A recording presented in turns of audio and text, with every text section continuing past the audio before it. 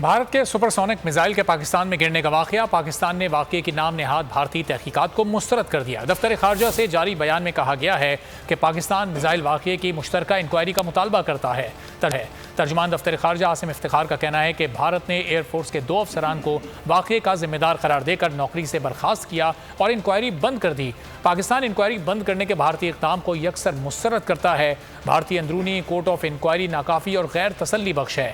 عاصم افتخار کا کہنا تھا کہ بھارت پاکستان کے مشترکہ انکوائری کے مطالبے کو پورا کرنے میں ناکام رہا۔ واقعے نے بھارت کے میزائل لانچ سسٹم کی سیکیورٹی پر سنجیدہ سوالات اٹھائے ہیں۔ اسٹریٹجک اثاثہ جات نظام میں موجود تکنیکی خرابیوں کو انسانی غلطی قرار دے کر جان نہیں چھڑائی جا سکتی۔ میں ہوں جاسمین منظور اور آپ مجھے دیکھیں گے صرف بول پر۔